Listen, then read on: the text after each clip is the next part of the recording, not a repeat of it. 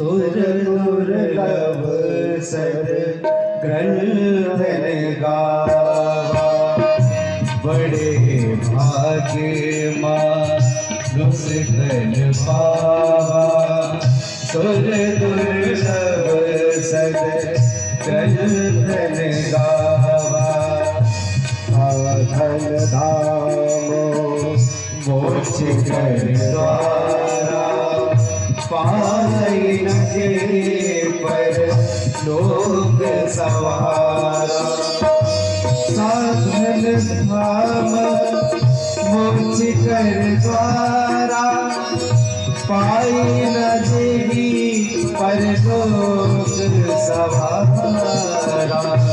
साधन धाम मोक्ष कर द्वारा, पाए न जेहि पर लोक सवारा। इसलिए मनुष्य तन प्राप्त हुआ है तो इस लोक को संवारे, परलोक को भी संवारे। सौनकादिक ऋषि खड़े हो गए। ऋषियों ने खड़े होकर प्रश्न किया, हे सूत जी महाराज, हम ये जानना चाहते हैं जिस भागवत की आप चर्चा कर रहे हैं, इसका उद्गम कहां से हुआ, प्रारंभ कहां से हुआ? आपने गुणगान तो बहुत बता दिया, ये प्रारंभ कहां से हुआ, कैसे हुई, कौन निमित्त बना, हम जानना चाहते हैं।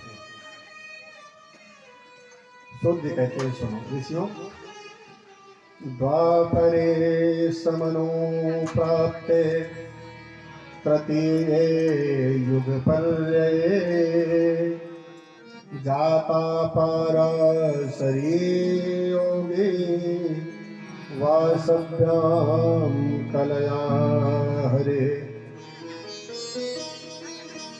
सूत जी कह रहे हैं, जिस समय द्वापर का अंत था, कलयुग का प्रवेश हो रहा था, उसी समय कृष्ण द्वैपायन श्री वेद व्यास जी का प्राकट्य हुआ। और प्रकट होते ही व्यास जी ने देखा कि आने वाला समय बहुत ही खराब होगा, क्या करें? कुछ कोई किसी को बताने को तैयार नहीं है, सही बात, सब गुमराह करने को तैयार है, क्या करें? एक वेद था, उसके 4 विभाग कर दिए। क्यों? क्योंकि एक वेद को सब लोग पढ़ नहीं सकते, और जो पढ़ लेंगे वो समझ नहीं पाएंगे। समझो कैसे? एक सेठ जी थे, और सेठ जी को चावलों का माड़ पीने में बड़ा आनंद आता था। माड़ समझते हैं? हाँ, बुजुर्ग लोग हैं, सभी समझते होंगे, नए वालों को भगवान जाने। मैं बता देता हूं तो वैसा मैं भी नया, लेकिन फिर भी मुझे जानकारी है। पहले बटलोई में चावल पकाए जाते थे, और उसका जो पानी होता था उसको माड़ कहते थे। माड़ पीने में बड़ा आनंद है। अब सेठ जी थे तो उनको लगा कोई जाने ना, इसलिए अकेले पी लेते थे। एक दिन शहर से कुछ लोग उनसे मिलने आए,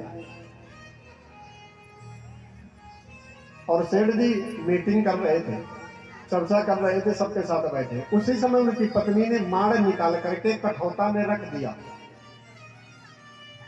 और अपने बच्चे से बोली, बेटा पिताजी से कह दो गरम गरम माड़ है, जल्दी पी ले। बेटा बोला, ठीक है माता जी। और वो गया, जाकर के कमरे में देखा तो बहुत विज्ञ लोग बैठे थे, धनवान लोग। उसे लगा यदि हमने इस बात को अपने पिता से कहा कि माड़ पी लो, तो पिताजी की बदनामी तो होगी, साथ में हमारी कुटाई भी हो जाएगी घर जाके। शर्म नहीं लगती? कब कहाँ क्या कहना चाहिए तुझे पता नहीं है?